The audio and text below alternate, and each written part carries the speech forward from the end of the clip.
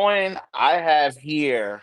Welcome to the PGN show. I have some special guests. One of my favorite people to work with, my boss, Michael Bright. How are you doing today, sir? Always a pleasure, Zaza. I just wanted to say thank you guys for giving me this time. I've been working on this PGN podcast for almost over a year now, and to see that you guys are always tuning in gives me nothing but joy and warmness to my heart. Well, you always been a hard worker, man. So, congrats to you and continue all your hard work and still success is right around the corner, brother. Thank you, thank you, thank you, thank you so much. Where's Ah, where's where's the guest of honor? I said, oh, let me. Okay, he's here. Let me add to the stage. All right. The man of the hour is here. My boy, my little brother. My goodness. Whew. What's up? What's up? Um, thank you for taking time out of the day. I know you're busy. I know you're doing the whole football thing right now. I just want to say from the bottom of my heart, I'm really proud of you. I've seen you pretty much grow up, and to see the tall man that you've become, I'm not gonna lie, kind of jealous. I was like, yeah, I knew you're gonna be tall, but like, bro, like, I don't need you to be sunning me a little bit now. Like, let's cool it out a little bit, okay? Nah, thank you for having me. Thank you. Ah, man, it's none but love. I'm so proud of you. I know you made your choice. You're going to Penn State. We are, and I just wanted to know what was the thought process behind it. Um, Obviously it was a long road. Since freshman year, they offered me freshman year. Ever since then, they've been close with everything with me. They've been contacting me every day. Even they had their academic side of all the works contact me because it this decision came down to a few things. It came down to first off school. I think Hmm. you know me, academics is very important. I want to be an engineer. So Oh, academics is very important to me. So with this decision that I made, academics was first. Then it came the relationship with the coaches, and not just position coaches or assistants or maybe just the recruiting coach. It came with the love from the head coach. Ever since the first day I met Franklin or James Franklin, he it was a great moment. But then he became like an uncle to me, contacting me every week, contacting me every day, building up a true relationship and not just a one way type relationship. It's both ways where I felt the love from him, and I'm assuming that he felt the love from me as well. And then the final part is the development. Every player at this level has a dream. We want to make it to the next level, and their development, especially for O linemen, is huge to make for me to make that dream happen. So those were really the three things that led me to that decision of becoming an E line. man, that's beautiful. And I remember when you first met Franklin, I was like, oh, so he met Franklin? I'm like, yo, I was like, is that Marlon? I see Michael. I'm like, yo, they met James Franklin. And I just want to know how was, because I've been there. State campus, state college is that's an experience. So when you first got there, did you already feel like, yo, this is the place I want to be? This is the place I want to go. Well, Like I can see myself here. well, the first time I went there was a camp, so I was just out there like, you know what? I gotta compete. I'm young though at the time, so I was a freshman. My Hmm. freshman football season just finished. We went and did a camp. We were just expecting to get some good reps, maybe get some good film out of it. And I just balled out. So then the O line comes up to me and is like, "Yeah, you're going into the office to speak to Franklin." I'm like, "What?" Like, I was surprised at first. I was like, "Okay." And then we go into the office, and I was just stunned by. I didn't really have like a thought of, "Do I want to be here yet? Do I want to?" I was just stunned by everything. Like first time as a 15, 14-year-old in a head coach's office, I'm just shocked. I'm nervous. So then my first reaction with him was more like I was stunned because his first few words was, "Yeah, my old line coach has a man crush on you," and I'm like, It's a crazy first words to say to a 14-year-old. And then I received the offer. So I would say that was just a great memory. But at that moment, did I know I wanted to be there? I wouldn't know because I was more in a shock factor of everything. Then more times I was visiting there, just doing a visits or going to another camp with them, I realized that that was home. But for my first time being there, I was more shocked of everything. Yeah. If I can add to it, I know Marlon, we both were shocked. I mean, we were just about to just head home and take that 3 hour drive back home. And they was like, no, no, no, Coach Franklin wants to talk to y'all. I was like, what? Like, that's kind of weird, you know? But what happened was, and I tell kids all the time, Marlon took advantage of about 5 hard minutes of one-on-ones. He was doing well, doing all the drills, and there was a Penn State recruit that was a defensive end. Long story short, Marlon competed against this kid, and he was like a junior or something. And Marlon just really, really competed, and they just made him keep going over and over again against this kid, literally about 6 reps. And I In think a row. Marlon won, huh? It was 6 reps in a row. Yeah, I in a remember. row. And I think Marlon I don't think he lost one. And the coaches were all standing around. And I think that those 6 plays was the difference of Marlon going home with an offer or not. And, tell kids all the time, you don't know who's watching you. And, take advantage of every opportunity. We went up there with no idea that we would come home with a offer. We just went up there to compete, get a chance to see a major Power 4 university. And when we walked into Franklin's office, I still didn't know what was happening. I just thought Franklin just wanted to speak to him, but he started Mhm. talking to him. Like Marlon said, his first words was, "I don't know, but my offensive line coach has a man crush on you." That was his exact words. Then he just read down all of Marlon's height, weight, Yeah. everything, like everything, his hand size, his foot size. And Franklin knew all this stuff. He was like, you got a 14 shoe, you got a 8.5 inch hand, and it was just, I'm like, wow. Does he know his blood type? Jesus. And then he said, he was like, do you shave yet? And Marlon was like looking around like, no. He was like, good. That means you're still developing. And then he said, we're going to offer you. We want you. I was like, what? And this is the impact of Penn State. We got in a car like literally 15 minutes later, and within 5 minutes, Marlon had like 2 or 3 calls from national recruiting services interviewing him that fast. Like we just found out that he had an offer. That's Like I still had no Wi-Fi out there. You understand this? Once you leave campus, there's pretty much no Wi-Fi for about 20 I minutes. know. Belfont. Oh, please don't remind me. Please So don't remind they're me. like trying to call me. Nothing's coming through. And then they're texting me like, "Hey, can you answer our calls?" And I'm like, "Wait, who is this?" They're like, "Oh, this is the head guy of Rivals, and then head guy of 47 Sports, head guy of On Three." I'm like, "Yo, what's happening? I've never had an interview before. I don't know what's happening." Uh, that was a long ride home. Oh yeah, trust and believe. I remember those roads. My mom still hates those roads on I-80. I don't know which road, but my mom hated going up there. The mountains scared her. So I'm like, Yeah. oh. So Marlon, Mike, you can. What is your preparation like? When did you know, like, okay, I'm really good in football? Like, what year in high school did you know, like, yo, I got this? Well, so mm, that's hard. In high school, it would definitely be around that time I got the offer. Hmm. But beforehand, like before high school, I wasn't the best player on my team. Okay. I was an A player in youth ball at Brick City. Like I wasn't the big man until my final year because Okay. I was playing up. I was sorry, I was playing I was playing up. I was younger than everybody, so I didn't know I was the man yet until then. And then we get to high school level. I didn't start as a freshman. There was a great senior tackle in front of me, and then once he left, I saw the potential that I had.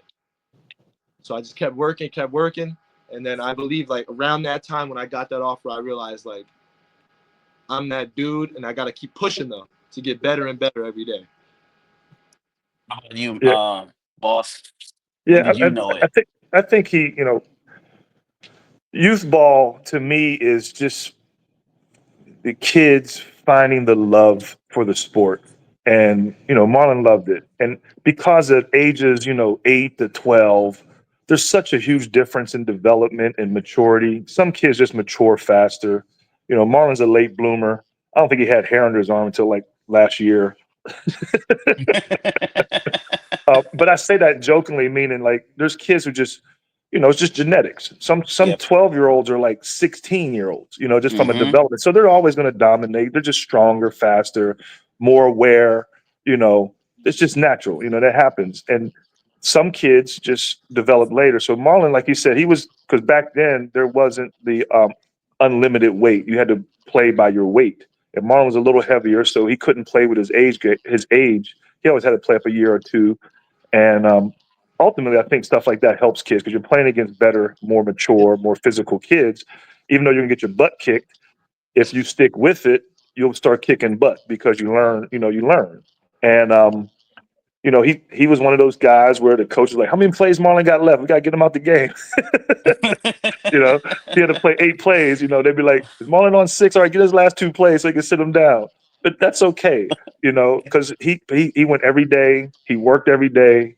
He took coaching well, and you know, over time, just got better, got bigger. He's gifted. He has God's gift. He's six Yep. seven, 295. You Gee. can't teach that. No. God gave him that. Now coaches can teach him how to get stronger, how to block, but he just had to develop. He was like a baby giraffe all those years. And I would Mm-hmm. say, we reclassed him, which again is not for everybody, but I believed in it. Again, Marlon was just so young and immature to rush him into high school just didn't make sense, um, physically, and even socially. Because depending on how mature you are, so having that extra year of elementary gave him the opportunity to kind of grow into his body, understand his body, how to move with his body. And that extra year, he just became dominant. I mean, he was clear that he was an ultimate pass blocker. He was an ultimate run blocker. He can, just move people physically and was still growing. I mean, Marlon's a smart kid too. Like I say, he wants to be an engineer. He's always a 4.0 plus student. So he understood and can be coachable, but also apply it into the game. So technique wise, he was always training, had outside trainers. All that to say is he was developing, and I say that ninth grade year just took it to another level. And then even coaches who were recruiting him always said, like, his potential is off the chart, and he's still dealing with potential. I mean, he's has another year of high school. All the coaches that recruit him across the country, and it might be part of the speech, but I don't think they use this lightly. They feel he can play on Sundays if he continues to develop and grow and mature, stay healthy, and all that kind of good stuff. He has it. Now it's on him to go get it. Yep. Whew. Like, listen, Marlon, Mike, once again, thank you guys for taking the time out for it. And I just want to know, Marlon, what's your breakdown of a day, like a football day? Like, how do you get ready? What do you do to get mentally prepared for that game? That Mike, this is you. How do you help him get prepared? Like, if he has a game in front of us, game day, what are we doing? How do we prepare? What do you eat? Break it down for me. I just need to Yeah. know because I need to put this in myself. Well, I'll break down the actual thing after the game, but I'll let him go first and say what he feels. Go well, ahead. from a father's perspective, I just want him to, every game day. I say every day, but game day is just more focus.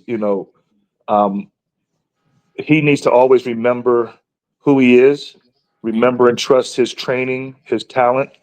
A lot of kids, I mean, he's a kid. So sometimes, there's still that doubt may sink in, or, we don't play in a, powder puff type of conference. I mean, every Friday or Saturday, they're playing the best of the best in the state. Mhm. That's just the reality. Yep. His team is filled with D1 players, but they play against teams that are filled with D1 players. And, you know, there might be a kid lined up across them that's highly touted, nationally person like him. You just got to trust that you're better, and I just reinforce that with him. Like, don't let one play become, don't let one bad play become 5 bad plays. You Yep. know, you play a sport, you're going to lose a rep, but your goal is to forget it, have short term memory, and just go out and ball. Trust your skill, trust your talent, and do what you've been doing. So that's kind of my role as a parent, just to reinforce it. He's going to have bad plays. He's going to have great plays. But I try to focus on not so much on the good plays. I try to focus on the bad so he can continue to grow and change that because he's going to be faced with fast guys or strong guys, like all that, Mhm. but there's tactics and techniques to beat that. You just got to trust it, know it, and just use muscle memory. And then always make sure he rests, make sure he drinks a lot of water. Like the night Mhm. before, he drinks gallons of water to get his body hydrated. I have to Yep. force him to stretch, but outside of that, the rest of the part is on him. But mine is just to make sure he eats well, has good carbs ready to go to burn off. And, you know, we do cryotherapy. He just came from training. People train all day, but you got to rest your body. You got to take care of your body. So we just came from cryotherapy right before we got on the call with you so his body can heal properly. Mhm. He's a big boy. So a lot of ligaments and bones and muscles are trying to keep that big machine moving. So got to take care. It's like a car, baby. It's like a big sedan. You got to take care of it. Yeah. Now, what I do throughout the day, so we still have school. Yep. So throughout the day, I would just rewatch film, especially on the players I Mhm. would go against or that I would block. But then I had like some rituals that I would do before games. Like I couldn't listen to rap in my headphones. I couldn't go on the field until I was fully suited up. I had like these little beliefs. I couldn't eat before games. Mhm. But the thing is, I would drink tons of water. There you go. I would just drink tons of water throughout the day. I would eat lunch, but I would not eat before game. Like when the teams do dinners, like before the game, I wouldn't eat. I would feel too heavy. I actually would grab some weights beforehand, and not heavy weights, but just a little bit just to get blood flow. And then it was just like the little thing. I would never listen to rap. I would only listen to like slow music in my headphones. And then I would always work on the sideline. When you warm up, some people warm up on the field. I had one game where I warmed up on the field, and we lost. Bad. It was Del Barton. Del Barton, really bad. I Ever went there, so I Ever know. since that game, I've only warmed up on the sidelines. So there's Mhm. like little things that I've done that I do before games. But that's really All right, and I got the last question. For both of you, I'll start with my boss, Pops. Are you ready? Like that's his final question. Well, I think the reality, I don't need to be ready. He has to be ready. But Yeah. as a parent, am I ready to continue what I've always done, and that's support him, be in his corner, ensure he has the tools and resources to be successful? Absolutely, that doesn't change. It may have to be ramped up a little bit because Mm-hmm. against another level. He has all these stars, but come next year, those stars mean nothing. Yep. Everyone has stars, and that Zaza, you may have heard me say this before, even in our work world. Every level is a weeding out process. You have Yep. to make sure that you're going to be the cream of the crop, and you have to continue to work. So what got you there may not keep you there. You got to find that Yep. next gear. Just going to continue being a supporter, a conscious for him. As you probably know, I played at all levels of basketball, Mm-hmm. professionally as well. So I know what it takes. I know if what you don't do, what will happen as well. So I'm just trying to just continue to give him gems. I'm ready for that Route 80 drive. It's a little boring, but I Well, know at the end of that road, there's some highlights waiting up there, and there's no better place than Beaver Stadium. Well, I know it's going to be called something different now, but there's no better place to play football in America, and I'm ready for that. And ready to continue to cheer him on and be one of his biggest supporters. we're gonna show. Are you ready, man? absolutely. I can't wait to be able to fully go up on campus and actually be able to work. I can't wait to go up there and change my body. I Mm-hmm. want to truly develop into the lineman that they saw me or they thought that I'm gonna be or they know that I'm gonna be. I can't wait to get to that level. But right now, I gotta focus on finishing up my year now. I gotta finish up on winning a state title and taking it day by day. But I can't wait to go up there and truly be a new line. Hey.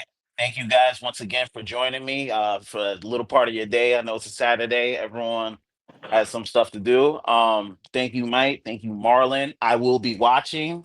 Listen, I'm ready. I'm gonna be tuned in. I was already tuned in for Penn State. I'm gonna be tuned in now. You guys got me motivated to go out there and go work right now. I hope to see you guys again. Listen, we're live every Saturday. Love hearing you guys. Love talking to you guys. If you have any thoughts or feedback, hit me up. Follow me on PGN Pod. Well, you know Thank- your family, so anytime you need it, anytime you want us to be there, just invite us.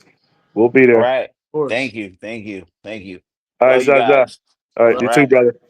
right.